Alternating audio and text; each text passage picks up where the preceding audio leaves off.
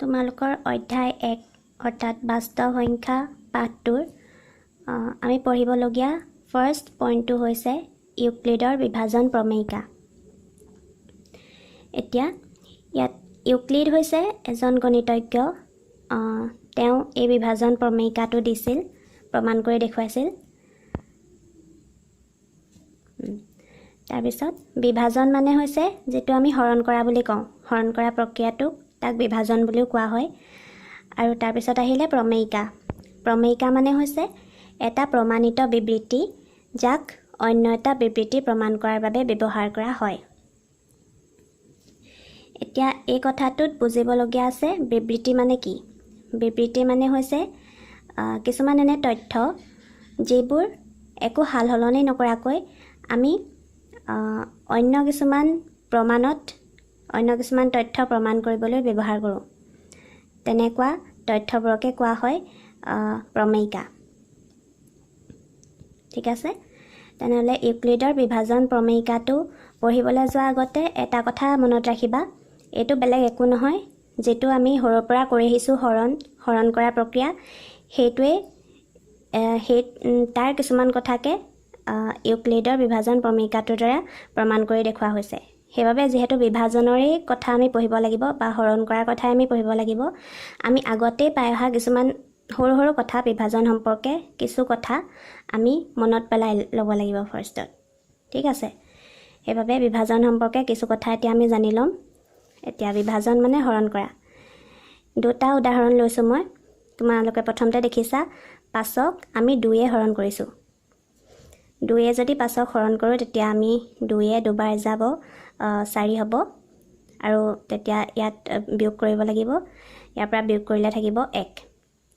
এতিয়া এই যে সংখ্যাকেইটা ইয়াক কিছুমান নামেৰে জনা যায়, তোমালোকে আগতে পাইছা, তথাপি মনত পেলাই দিছোঁ মই। এই 2 যিটোৱে 5ক হৰণ কৰিলে এইটোক কোৱা হয় ভাজক, অৰ্থাৎ যিটোৱে হৰণ কৰে তাক কোৱা হয় ভাজক।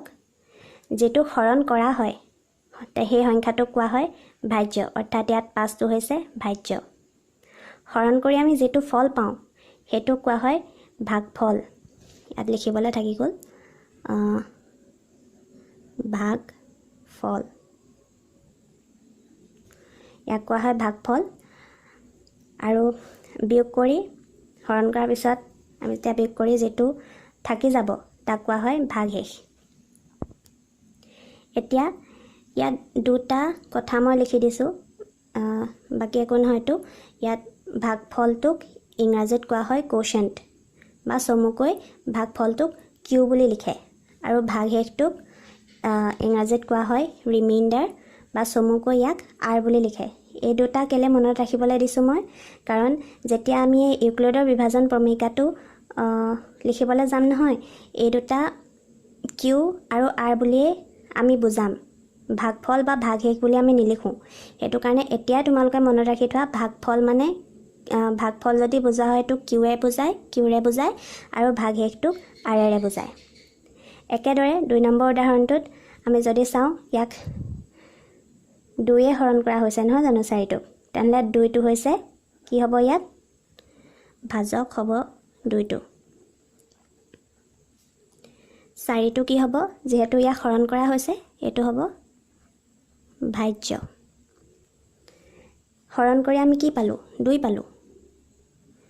তেতিয়াহ'লে এইটোক আমি কি বুলি কৈছিলোঁ, মই সৰুকৈ লিখি দিছোঁ, এইটোক ভাগফল বা চমুকৈ যদি লিখোঁ কিউ। আৰু শেষত কি থাকিলে, একোৱে নাথাকিলে, কাৰণ সম্পূৰ্ণৰূপে বিভাজিত হৈ গ'ল নহয়নে। 4টোক 2য়ে সম্পূৰ্ণৰূপে বিভাজিত হয়, সেইবাবে ভাগশেষ একো নাথাকে, মানে 0 থাকে। এইটো ইয়াত আৰ ভাগশেষ, ৰিমাইণ্ডাৰ হৈছে কিমান, 0। ইয়াৰ পৰা আমি 3টা পইণ্ট উলিয়াব পাৰোঁ। সেইটো হৈছে, ফাৰ্ষ্ট পইণ্টটো হৈছে ভাগফল সদায় ভাজ্যতকৈ সৰু বা সমান হ'ব। এই ভাগফলটো সদায় এই ভাজ্যটোতকৈ সৰু বা সমান হ'ব। আমি 2টা উদাহৰণতে দেখিছোঁ, এই ভাগফলটো ভাজ্যটোতকৈ সৰু হৈছে নহয়নে। এইটো ভাজ্য আৰু এইটো ভাগফল। 2টো 4তকৈ সৰু, একেদৰে 2টো 5তকৈ সৰু হৈছে আমি দেখিলোঁ। সমান কেতিয়া হ'ব, সমান কেতিয়া হ'ব জানানে যেতিয়া একে আমি কোনোবা এটা সংখ্যা হৰণ কৰিম একে পাছক কেইবাৰ যাব 5 বাৰ হয় নাই তেতিয়া ভাগফলটো ভাজ্যৰ সমান হ'বনে সেইবাবে কোৱা হৈছে ভাগফলটো হয় ভাজ্যতকৈ সৰু হ'ব নহয় সমান হ'ব সমান কেতিয়া হ'ব সমান হ'ব যেতিয়া কোনো সংখ্যাক আমি একেৰে হৰণ কৰিম ক্লিয়াৰ হ'ল এতিয়া 2 নম্বৰ পইণ্টটো হৈছে ভাগশেষৰ আটাইতকৈ সৰু মান হ'ব 0 এই 2 নম্বৰ উদাহৰণটোত আমি পালোনে আটাইতকৈ সৰু মান 0ই হ'ব কাৰণ সম্পূৰ্ণভাৱে বিভাজিত হ'লে ভাগশেষটোৰ মান 0 হ'ব তাতকৈ সৰু কেতিয়াও ভাগশেষৰ মান হ'ব নোৱাৰে আটাইতকৈ সৰু মান হ'ব ভাগশেষৰ 0 আৰু 3 নম্বৰ পইণ্টটো হৈছে ডাঙৰ কেতিয়া হ'ব ভাগশেষটো ডাঙৰ বুলি নহয় কিন্তু এই ভাজক অৰ্থাৎ যেটো আমি হৰণ কৰিম সংখ্যা এটাক এটো ইয়াৰ ক্ষেত্ৰত এটো আৰু এটোৰ ক্ষেত্ৰত এই একটো ইয়াতকে ভাগশেষটো সদায় সৰু হ'ব এই তিনিটা উদাহৰণতে তোমালোকে দেখিছা 2টো 1তকৈ ডাঙৰ অৰ্থাৎ ভাগশেষটো এই 2টোতকৈ সৰু হৈছে ভাগশেষটো মানে ভাজকতকৈ সৰু হৈছে একেদৰে 0টো 2তকৈ সৰু অৰ্থাৎ ভাগশেষটো ভাজকতকৈ সৰু হ'ল হয়নে একেদৰে এইটোতো চোৱা 0টো 1তকৈ সৰু অৰ্থাৎ ভাগশেষটো ভাজকতকৈ সদায় সৰু হ'ব এইখিনিলৈকে ক্লিয়াৰ হ'ল এতিয়া ইউক্লিডৰ বিভাজন প্ৰমেয়িকাটো হৈছে দুটা যোগাত্মক অখণ্ড সংখ্যা a আৰু b দিয়া থাকিলে এনে দুটা অদ্বিতীয় সংখ্যা q আৰু r থাকিব যাতে a is equal to bq plus r 0 is less than equal to r is less than b এতিয়া ইয়াত বুজিবলগীয়া ফাৰ্ষ্ট কথাটো হৈছে যোগাত্মক অখণ্ড সংখ্যা যোগাত্মক অখণ্ড সংখ্যা মানে হৈছে অখণ্ড সংখ্যা কোনবোৰ আছিল অখণ্ড সংখ্যা আছিল এইবোৰ আগৰ যিখিনি মই ৰিভিজন পাৰ্টত দিছিলোঁ তাত আছে কথাখিনি ধনাত্মক সংখ্যাবোৰ ঋণাত্মক সংখ্যাবোৰ আৰু 0 ধনাত্মক সংখ্যা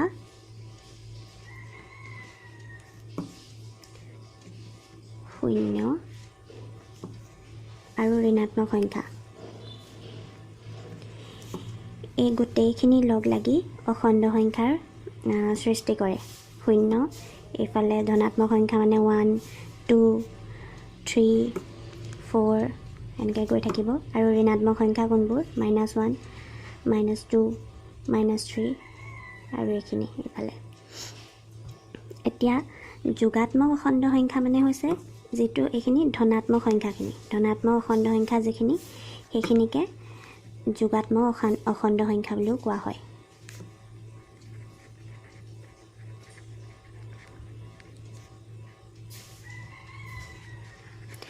এতিয়া বুজি পালা যোগাত্মক অখণ্ড সংখ্যা মানে কি তাৰ পিছত আহিলে a আৰু b দিয়া আছে যে দুটা যোগাত্মক অখণ্ড সংখ্যা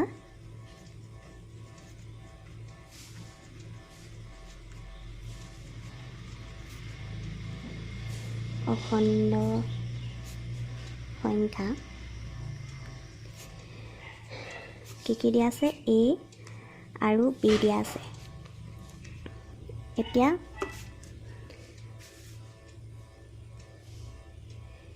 ইয়াত কামটো কি কৰিছে এটোক বিৰে হৰণ কৰিছে হ'ল এটোক বিয়ে হৰণ কৰি এটা আগতে কৈছোঁ ওপৰত কি পাব এটা ভাগফল পাব আৰু এটো বিয়োগ কৰি থাকি যেটো হ'ব হেতু থাকিব ভাগশেষ এটা থাকিব গতিকে ভাগফলটো আমি কি বুলি কৈছিলোঁ চমুকৈ q আৰু ভাগশেষটো হৈছে r বিয়োগ কৰাৰ পিছত এটো আমি এটা ভাগশেষ পাম যেটো হৈছে r এই ফৰ্মটো হৈছে এইটো ফৰ্ম মানে ইয়াত b টো হৈছে ভাজক a টো হৈছে ভাজ্য q টো হৈছে ভাগফল আৰু r টো হৈছে ভাগশেষ এতিয়া বিভাজন প্ৰমেয়িকাটোত ক'লে কি আমাক a is equal to bq plus r হয়নে আমি ইয়াত লিখি লৈছোঁ a is equal to bq plus r এই কথাটোকে যদি আমি এতিয়া ইয়াত চাওঁ, এইটো নহ'বনে? ভাজ্য সমান ভাজক ইনটু ভাগফল প্লাছ ভাগশেষ। এইটো কথা ইয়াত দিয়া নাই জানো? আৰু লগতে আৰু এটা কথা কি দিছে যে 0 is less than equal to R is less than B। এতিয়া এই কথাটো কি ক'লে? R মানে কি হ'ল? R মানে কি আমি জানো? ভাগশেষ, হয়নে? আমি কি কৈছিলোঁ আগতে? 3টা পইণ্ট যে পাইছিলোঁ ওপৰত, এই 3টা পইণ্ট নহয়নে? কি কৈছিলোঁ? ভাগশেষৰ আটাইতকৈ সৰু মানটো 0 আৰু ভাগশেষটো সদায় ভাজকতকৈ সৰু হ'ব। আৰু এই দুটা পইণ্টৰ পৰা আমি এটা কনক্লুজন ওলাইছিলোঁ কি? 0 to R মানে ভাগশেষতকৈ সদায় সৰু বা 0ৰ সমান, আৰু এই ভাগশেষটো ভাজকতকৈ সদায় সৰু। এই কথাটোকে ইয়াত লিখা নাইনে? এই ভাজক, ইয়াত যে ভাজক বুলি আছে, এইটো ইয়াত থকা ভাজকটো মানে ইয়াত B নহয়নে? সেই কথাটোকে ইয়াত লিখা হৈছে। এতিয়া এই কথাটো শুদ্ধ হয়নে নহয় সেইটো চাবলৈ আমি এটা উদাহৰণ ল'ম। আমি এটা উদাহৰণ ল'লোঁ। 5ক 2য়ে হৰণ কৰিছোঁ, অৰ্থাৎ 5টো হৈছে ভাজ্য, 2টো ভাজক। হৰণ কৰি কি পালোঁ? 2 পালোঁ, সেইটো হৈছে ভাগফল, আৰু সেই বাকী থাকিলে 1, সেইটো হৈছে ভাগশেষ। প্ৰমেয়িকাটোৰ মতে কি আছিলে? A মানে ভাজ্য, ইয়াত ভাজ্য কি? 5। ভাজ্য সমান BQ প্লাছ R। B মানে কি আছিলে? ভাজকটো, ইয়াত 2 পূৰণ Q মানে ভাগফল, ভাগফলটো 2 আছে, 2 × 2, আৰু ভাগশেষটো কিমান? প্লাছ 1, হয়নে? এইটো সমান হ'লনে? 5ৰ সমান হ'ল নে? এইটো সমান হ'ল, অৰ্থাৎ এই কথাটো শুদ্ধ, হয়নে? প্ৰমাণ হৈ গ'ল এই কথাটো শুদ্ধ বুলি। আৰু সেই প্ৰমাণটোকে এই প্ৰমেয়িকাটোৰ জৰিয়তে কৈ থৈ যোৱা হৈছে যে দুটা যোগাত্মক অখণ্ড সংখ্যা A আৰু B দিয়া থাকিলে এনে দুটা অদ্বিতীয় সংখ্যা Q আৰু R। Q আৰু R মানে কি আছিল? Q মানে হৈছে ভাগফল আৰু R মানে হৈছে ভাগশেষ। ভাগশেষ থাকিব যাতে A is equal to BQ plus R, 0 is less than equal to R is less than B। এইটো হৈছে ইউক্লিডৰ বিভাজন প্ৰমেয়িকা। আৰু যদি লিখিবলৈ আহে ইউক্লিডৰ বিভাজন প্ৰমেয়িকাটো কি, একজেক্টলি এইটোৱে লিখিব লাগিব। হ'ল। ইয়াৰ নেক্সট ভিডিঅ'টোত আমি এই ইউক্লিডৰ বিভাজন প্ৰমেয়িকাটোৰ কিছুমান এপ্লিকেশ্যন চাম, কেনেকৈ কুৱেশ্যনছবোৰ কৰে সেইখিনি চাম। সেইখিনি তোমালোকে মন কৰিবা। Thank U.